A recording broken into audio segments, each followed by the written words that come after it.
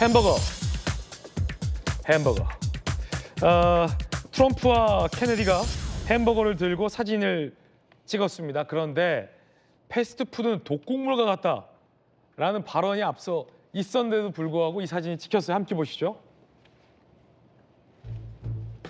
로버트 케네디 주니어. 앞서 이렇게 얘기했었거든요. 패스트푸드는 독국물과 같다. 그리고 이번 보건복지부 장관 지명자이기도 해요. 그리고 지난 대선에서 드랍하고 이 트럼프의 지지를 선언한 바 있죠. 로버트 케네디 주니어, 패스트푸드는 독국물과 같다. 그런데 일론 머스크, 도널드 트럼프와 함께 그리고 도널드 트럼프의 장남인 도널드 트럼프 주니어와 함께 햄버거를 들고 햄버거 미팅을 하는 장면 사진을 찍었습니다. 옆에 도널드 트럼프 주니어, 일론 머스크, 트럼프 모두 다 환하게 웃고 있는데 자, 케네디는 이거 내가 햄버거는 독국물이라고 했는데 왜 하필 메뉴가 햄버거야? 라는 표정인 것도 같습니다. 외교안보 전문가 전성훈 전 통일연구원장 모셨습니다. 원장님. 네. 케네디가 한 말이 있어가지고 네. 떨떠름한 표정 같기도 한데 어떡합니까? 트럼프가 먹자니 햄버거 먹어야죠. 저분이 이제 백신도 반대주의자지 않습니까? 백신 맞으면은 자폐증도 온다는 얘기도 하고 좀 특이한 분인데 그 햄버거도 저런 얘기를 했었고요. 근데 대통령이 햄버거 먹자는데 자기가 난 먹을 수 없다 얘기할 수도 없고, 그다음에 이제 보건복지부 장관이 되지 않습니까? 그러면 미국의 일반 서민들이 가장 애용하는 음식이 맥도날드나 버거킹이나 이런 햄버거인데 이거를 먹지 말라는 얘기를 할 수는 없을 거예요. 그러니까 이제 저런 과정을 통해서 본인도 좀 극단적으로 얘기했던 부분들을 이제 좀 순화시키면서 좀 내각에서 많은 활동을 하지 않을까 싶고요. 이 로버트 케네디는 이제 트럼프 대통령하고 이제 공감대를 갖는 게 미국의 그 소위 기득권, 딥스테이트에 대한 상당한 그 반감과 저항심을 가지고 있습니다. 그래서 그런 부분에 상당히 공감대가 있기 때문에 그 의학 부분도 이제 저분은 의료, 의학 이런 그 거대 산업체들이 사실 미국의 국민들의 건강을 해친다는 생각을 가지고 있고 많은 영리를 도모하면서 그래서 이제 의학 분야에서도 상당한 개혁과 그런 그 조치들이 있을 것으로 예상이 됩니다. 그렇군요.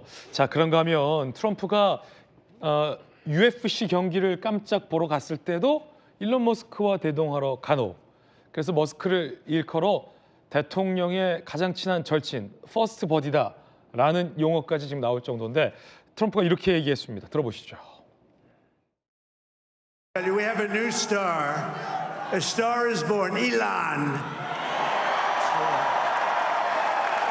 Now he is. Now he's an amazing guy. You know, he spent 2 weeks in Philadelphia and different parts of Pennsylvania campaigning.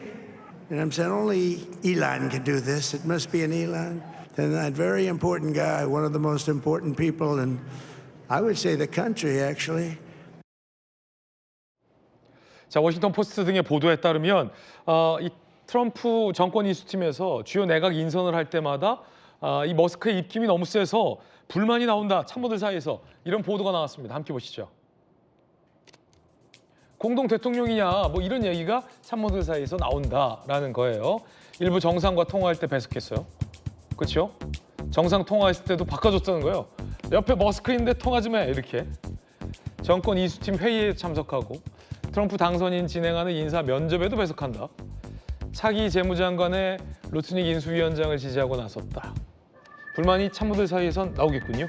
이 불만이 나오게 된 직접적인 배경은 저 차기 재무장관을 이제 2명을 고려하고 있었는데 그 트럼프 대통령이 발표를 안 했는데 저 머스크가 먼저 자기 트위터에다가 자기는 A라는 사람을 선호한다 이렇게 발표를 하면서 이제 트럼프 대통령이 상당히 이제 격노했다고 합니다. 그래서 지금 재무장관 인선을 전부 다 처음 백지 상태에서 다시 한다고 하는데 지금 머스크는 아마 인생의 최고 정점을 달리고 있지 않겠어요?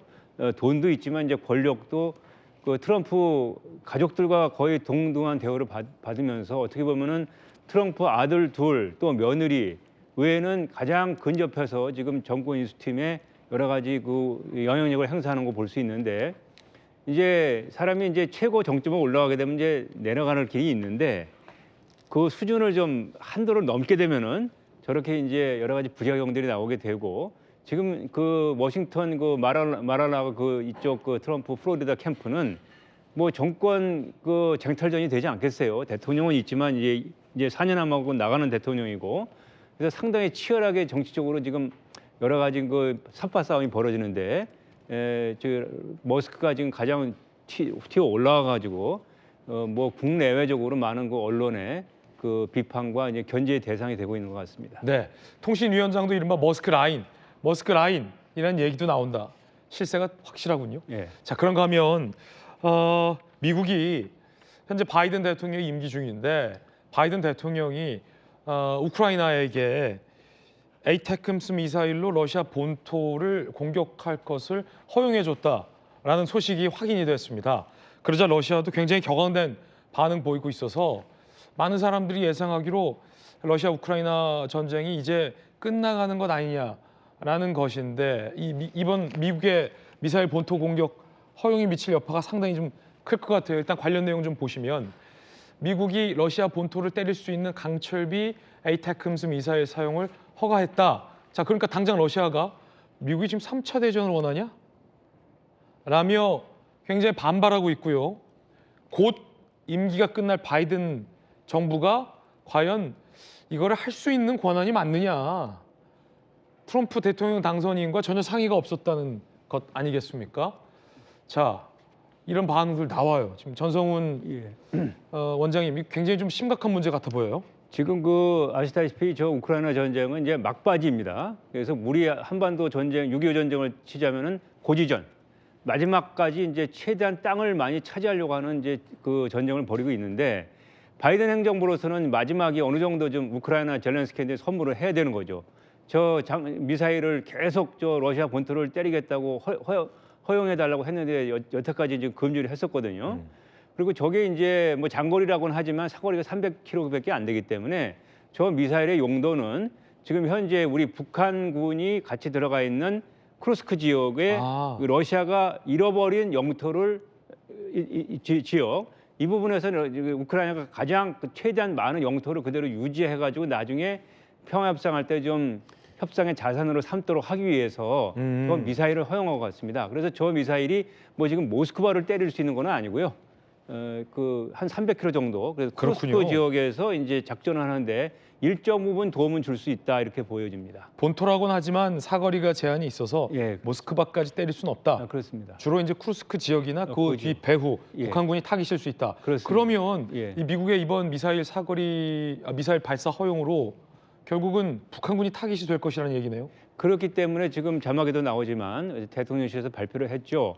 미국이 장거리 미사일 사용 허용을 사전에 우리한테 통보했다.